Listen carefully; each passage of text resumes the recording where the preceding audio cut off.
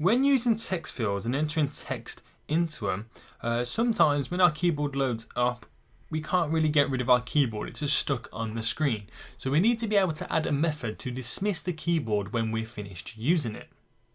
And in this example here, we're going to continue on from our lecture where we displayed text within our label by using a text field. We can press our button here, it displays it in. We can't really return our keyboard or get rid of it. Now, if your keyboard isn't being displayed when you're using text fields, you go up to Hardware, to Keyboard, and you can toggle Keyboard Software. Okay, so what we're going to be doing then is creating an action or a function to be able to dismiss the keyboard. Now, as we already have an action in, which is controlling our UI button, what we're going to be doing is getting that action, scrolling down here to our connections, and we're going to disconnect it from our button. And then get rid of our button then.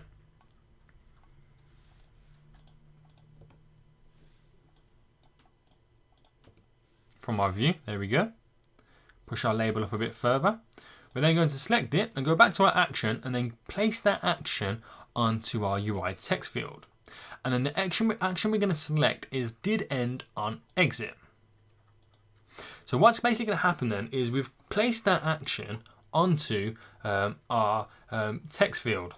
But how does that action perform? Because the action that's getting performed is displaying the text from the text field into our label. And it's pretty simple.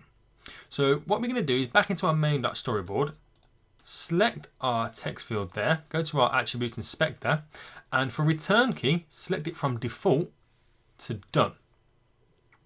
So that will create a done button on our keyboard. So if I go to display or build and run, enter our text now, we can enter whatever we like. And you can now see that we have a done button. We can press it and it dismisses our keyboard and displays hello within our view. And by adding that action did end on exit, and because we added a return key, that action is then performed when the exit of the action is performed in terms of dismissing the keyboard. But sometimes some devices, some older devices, some older iOSs, it doesn't really work like this, and we have to add this action in manually. So what we'll do is then place in a piece of code. So underneath our new action that we've added onto our UI text field, we do bracket self, and we need to resign the first responder. So end that with a semicolon. And what that does is resign the first responder on the screen. So the first responder on the screen is the view that's loaded over the view, which happens to be our keyboard. So add that in anyway for when you're developing on older iOSs or older devices. Even if the devices you're not using doesn't require to have it, it's still good to have it in anyway. Just in case there's some bug that performs, we've always got that hard coded in to resume manually. So again, just to give you a quick rundown, we've got rid of the button and we've placed now this new action on our text field on a did end on exit event.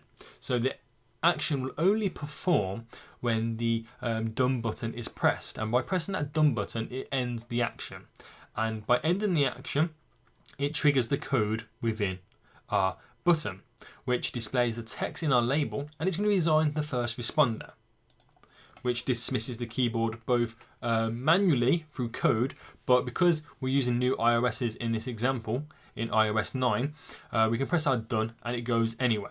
So there's nothing in that text field then, so I'm placing a load of stuff and press done. It dismisses anyway, but we've also had it hard coded to make sure it does, and it displays the text there. So that means we've got rid of the button and we've kind of freed up more space on the screen to add in more content within our application. So we now have a multiple action within the done feature of our text field. So there we go. That's simply how you dismiss the keyboard from the view by simply resigning the first responder manually, and how to get rid of it in iOS 9.